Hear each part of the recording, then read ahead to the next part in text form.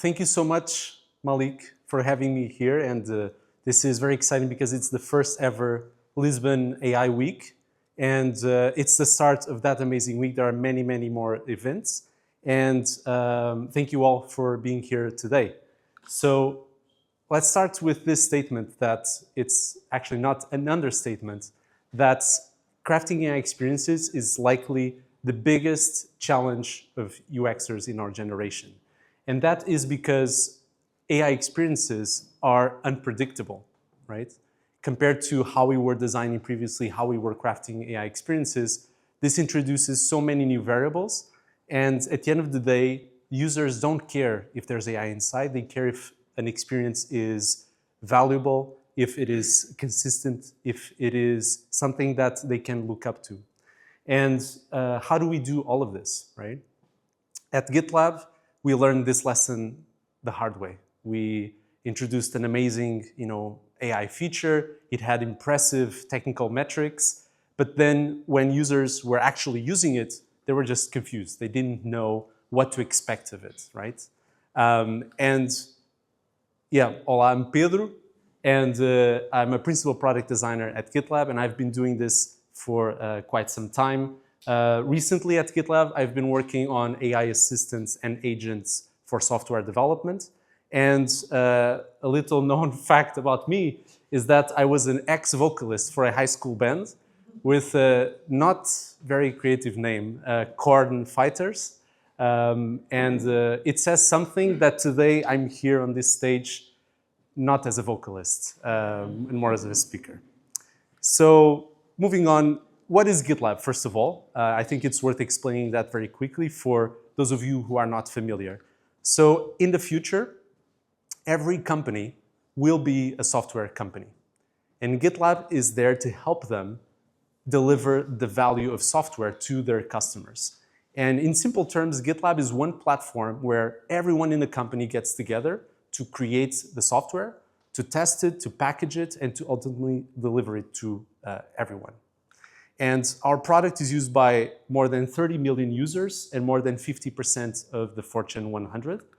And something that I'm very proud of is that we're one of the largest, if not the largest, all-remote organization in the world, with over 2,000 team members in over 60 countries and 0 offices. And after that brief intro, let's talk about what AI means for us UX professionals. So as you all know, every single day, there's a new AI tool coming out to help us in our work, or to try to help us in our work. There's probably one being launched, right now. And there are so many good things about it in the way that it can be our co-pilot. But then it's different when you're actually crafting the cockpit. And the stakes are higher, the complexity is greater, and the difference between getting it right or wrong is completely amplified.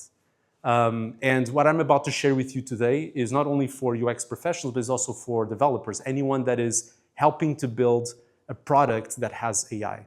Because ultimately, what we need to understand is what makes these unpredictable AI products very user-friendly and trustworthy, and that users want to come back to. And as Malik mentioned, there's a mix of excitement and concern about AI. And this talk is more practical than hype, but I actually want to start with the hype.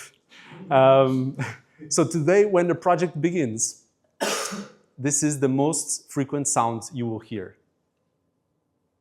Okay, it's not working. It's not working. But basically, everyone is saying repeatedly, AI, AI, AI, AI, because, AI is everywhere. And people don't stop talking about it. And it becomes annoying, right? That every single presentation inside of your company, outside of your company, even in the news, everyone doesn't stop talking about AI. And it leads to things like this, where AI UX can be defined as nothing more than the practice of replacing every input field, table, and button with an AI chatbot bearing an inclusive, yet catchy human name. Isn't that wonderful, right? Not really. So how can we try to rewrite this description. It all starts with a question: AI or not AI?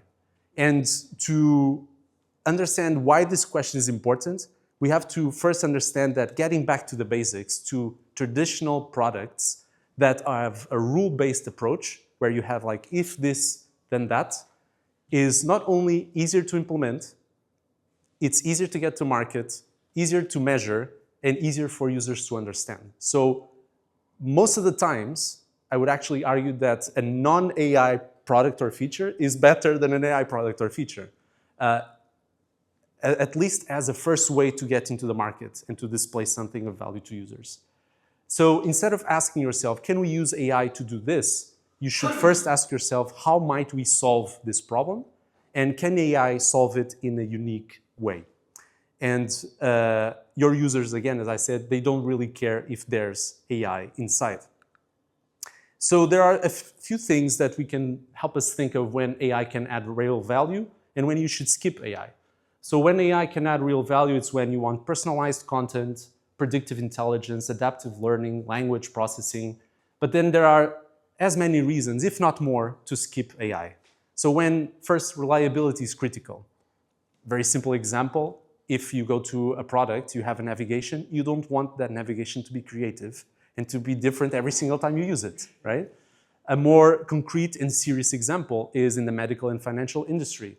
In many situations, you do not want to use AI. You don't want it to be unpredictable. Second, when simplicity works better. A form, most of the time, it doesn't need AI. So don't create a form with AI or don't add AI to the form just because you want. Third, when transparency is required. So when users or when regulators demand full explainability. And sometimes, until recently, it's very, very hard for AI to provide that full explainability that a traditional product can provide with those if this, then that rules. And finally, when user control is preferred. When users actually just want to do the task themselves because maybe there's a lot of stake, maybe they actually enjoy doing the task. And I'll get to that in a moment.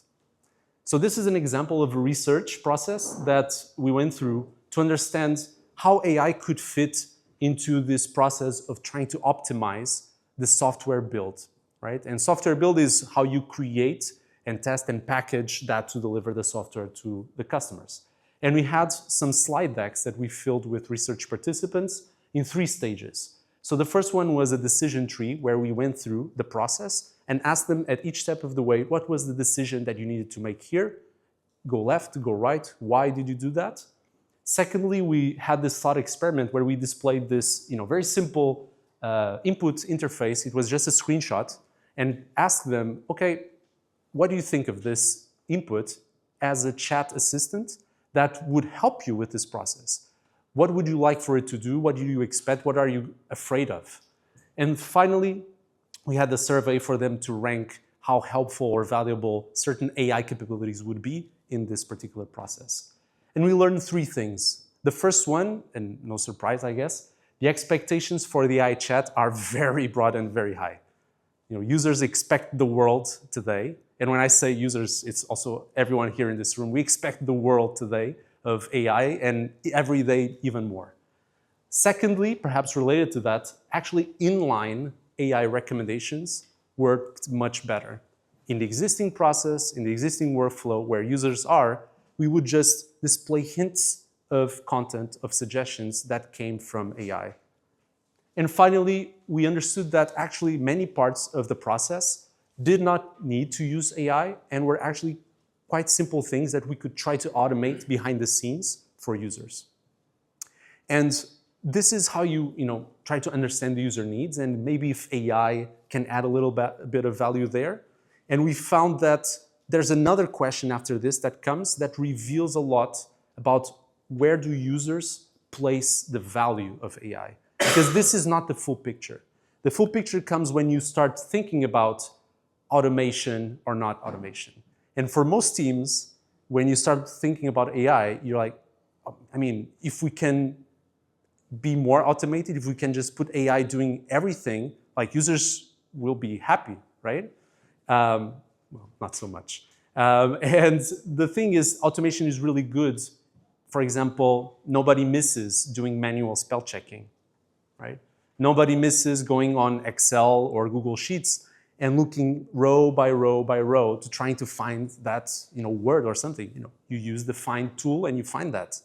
And our users celebrated, in our case, when we added automated vulnerability scanning, which means looking at hundreds of thousands of lines of code to find the security flaws where the bugs were. And that was something that they felt, please automate that. We don't want to be doing that.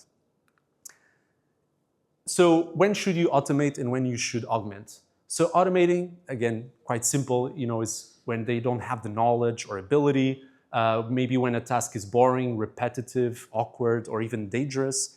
But the augmentation part is when people feel like superheroes. How can we make them feel like that? So there are a few situations when people actually enjoy it. Like, don't take away the task that they actually like doing, that brings fulfillment to their days. And you can have AI helping them do that, not do that on their behalf. Secondly, when people have a personal responsibility, they are invested in the result of something, so they want to be part of creating that result. Third, when there is high stakes, again, connected to what we saw earlier of reliability being very critical. Sometimes people just I don't want AI to do everything. I want it to do a little bit because this is very, very important and I want to be sure it's right. And finally, a vision that's hard to communicate. And that is that thing that I think we all have felt in our lives, which is, I don't know how to express it. I don't know how to say it, what I want. I know what I want when I'll see it, right? And that's very hard to do. So for these situations, you need to augment users to help them get there. So now imagine this. You're driving your car, GPS is on, turn left, turn right, everything is perfect, until the GPS breaks down, right? And it's no longer working. And so panic sets in, you don't know what you're doing anymore, even worse if it's raining and it's a location you're not familiar with. And this moment of frustration is not just a great example of that, but it's also what researchers call out-of-the-loop unfamiliarity. And it's a fascinating psychological consequence when you try to automate things away from users. There's this research paper that goes into more detail about automation and the spectrum, because it's not just an on and off switch. So this paper, a model for types and levels of human interaction with automation, it talks about many things. It's a very interesting one if you're interested in reading it. But essentially, it has this schematic, this framework that helps you design the most appropriate level of automation for the task at hand, the user's needs. And there are 4 dimensions that we can see. So we have the acquisition dimension, so how do you acquire information? We then have analysis, analyzing information. Maybe the user needs to make a decision, or maybe the user needs to take action on that decision. So there are different dimensions. And you can apply different levels of automation to each. And 2 sets of criteria to evaluate how much you should automate something. The primary criteria is probably the most important. First of all, mental workload. Are we relieving the user from being very heavy in their heads about what they're doing? Or are we actually adding to that confusion, to that weight that they have on their heads by using AI? Are users more or less aware of their surroundings, of the context, of the environment variables? Third, complacency. Are users getting more and more comfortable, like on a couch with AI, until the point they sleep and it becomes dangerous? And finally, skill degradation, which we'll talk a little bit in a moment, but it's very similar to what we just saw with the GPS, right? If the GPS fails, many people today, they forgot how to navigate. They forgot how to read maps. That is skill degradation. It's happening to all of us, whether you like it or not. So another research project we did was to, again with the slide decks, to look specifically at a workflow that was fix the pipeline, which is there's a problem in the process that is building and testing the software. So how do engineers usually fix that? Again, 3 steps. First, we looked at the steps themselves, the sequence of events. Then we looked at the teams. For each step, where did different people and different teams came in to try to help and what information they brought to the table. And lastly, what were the questions that people were asking themselves along the way? And this gave us 4 important pieces of information. First, we identified the hardest and the longest steps. And what this means is that these are prime candidates for AI application or for some kind of automation, even if it's not using AI. Secondly, we understood that some roles were more conservative than others about the usage of AI for this process. Third, we learned that actually we could apply different levels of automation depending on the problem, on the fix that they were working on. And lastly, all participants acknowledged that over time, if the automation was working well, they would get more and more comfortable with it, which speaks back to that effect that I was mentioning of complacency. They would get more and more complacent with it, which is something that we have to evaluate if it's something that we want to happen in our product. Because the headline of GitLab causes a major outage because it was automating the work so much that engineers were just like, this is so good, I'm not going to do anything. Is that something that we want, right? And what is the liability there as well? So these are things we need to consider. So even before we raise a pencil and now start, designing our mock-ups and wireframes, there's something about AI experiences that is completely different from traditional features, and that is expectations. And now I'm not talking about user expectations, I'm talking about team expectations, stakeholder expectations. In the projects that I've been involved, that has been the biggest problem. More than the technology and even designing the interface, it's just getting everyone on the same page about what the AI should do or not. What does good look like? And that is very different from the engineer all the way to the CEO. Everyone has very different perspectives because it's unpredictable, right? So how can we talk about this? How can we bring our product managers, engineers, designers to all talk about it? So Google introduced this very simple framework. It's called Interaction Design Policies to set the rules before you design. And there's 4 different categories: acceptable actions, unacceptable actions, and then 2 that might be a little bit more difficult to understand, but I'll give you an example: thresholds of uncertainty and vulnerabilities. And so what these mean in this context of, let's imagine you have an event planning app, and it has an AI feature that helps the event hosts to design and send the event invitations. And so we have acceptable actions. In unacceptable actions here, what we don't want to happen, you have things like we don't want it to produce any text or imagery that may propagate a stereotype and things like that.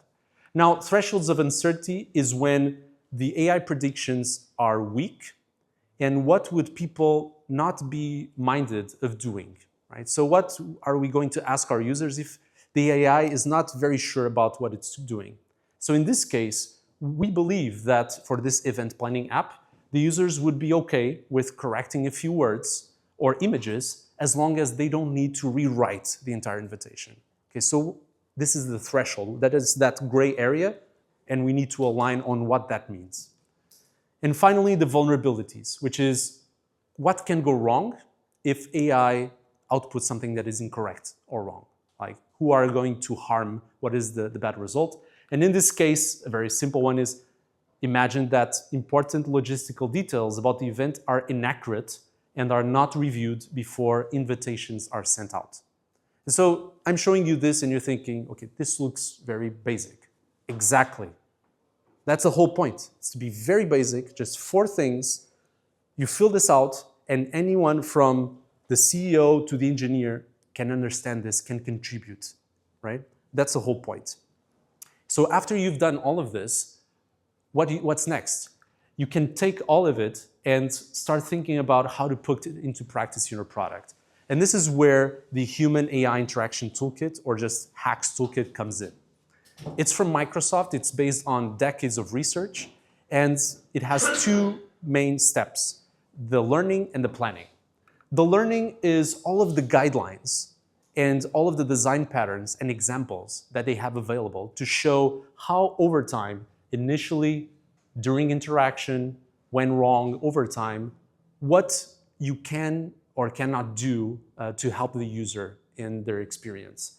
And so this is a great library to inspire yourself and to really think critically about the experience you're building.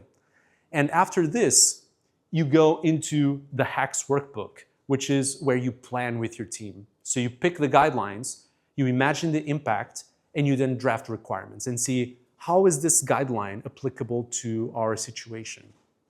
I'm not going to go into detail. I wish I could, but I don't have enough time. But I'll send you a link afterwards to this amazing resource. So this really helps you kickstart. And after this, it will be the usual design process. Well, actually not. We still have one step before we do that, because before we get to the actual interface, which I would say is the easy part, we have to make this mindset shift that the AI features are very different from traditional features. Because the traditional features, you would click on a button, and there's only like a finite set of things that can happen next, right? It can work, it might fail for this or that reason, that's it.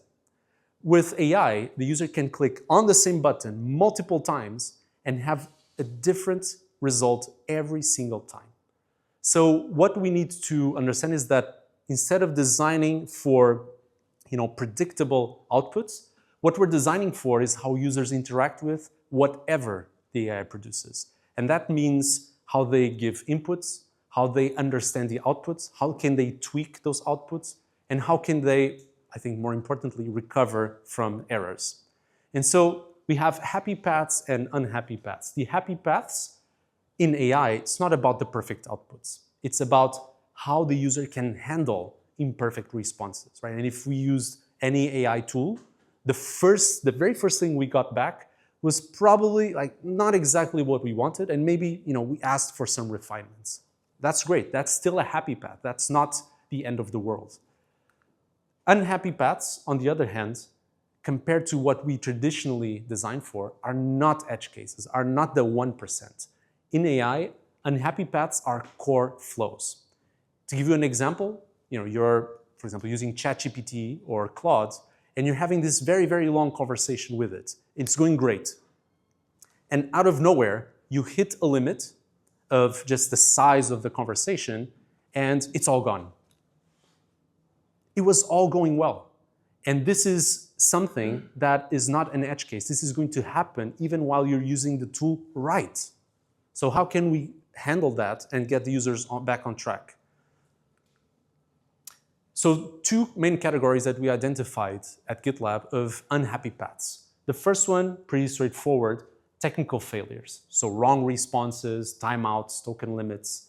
Then the second category, user behavior variations, that's the most interesting one. And it's when we design for situations where the user, for example, asks a very complex query, or it switches the context in the middle of the task. It's doing something and, let's start doing this or doing that. Or even when the user misunderstands the capabilities of the product because, just the very first impression they have might not be exactly what the tool does. So how do we handle that? How can we get them back on track? So with all of this, we need to, instead of designing for perfection, we need to design for recovery. Here's an example of a flowchart where I was looking at different scenarios of how the AI was understanding the user prompt. And it's, all of the different steps that go underneath that. There's one here specifically that talks about, is the prompt appropriate? So are we dealing with a user request that is legal, that is ethical? Is it crossing any boundaries? And what should we do if it does or it doesn't? And here on the side, we have these purple stickies that for each negative response, how would we handle this? What kind of response and what is the structure of the message that the AI should provide, right? And again, we cannot control the exact response, but we can give the AI in the same way that we give, an assistant, we can give some guidelines of, hey, when this happens, this is more or less how you should respond or what you should direct to. And finally, testing, to wrap up. So testing is very, very important, and we all do our testing, right? But with AI, it's different.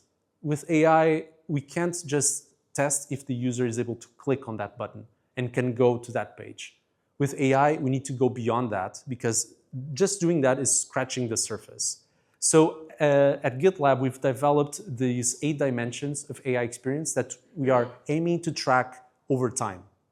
And it has things like accuracy, trustability, value, control, the error handling, guardrails. Guardrails is a very interesting one because it is about if we are introducing enough mindful friction on the user to foster critical thinking. So depending on the task, is it too easy or too challenging to get the result that you want? Because again, depending on what we're doing, we might want to have more critical thinking.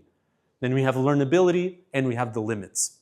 And we take all of these dimensions that allows us to have a much more comprehensive view than just usability. And we put together in a survey that we use to track one of our features, and we're applying to other features, that gives us this very broader view and much richer view. And we can see exactly how we're tweaking certain things that are not visible in the interface. These are things that are not about clicking the button and getting that result. It's much more than that. So this felt like a sprint, and we're almost done. But it doesn't have to be like that. You have to actually pace yourself when you're crafting AI experiences because it's a marathon. And you have to keep learning. And I'm still learning. There are things coming out every day because, again, coming back to the beginning, this is likely the biggest UX challenge of our generation. And it's here to stay. So there are a few resources that I'm linking here and that I'll share with Malik and with the rest of the community so you can continue learning.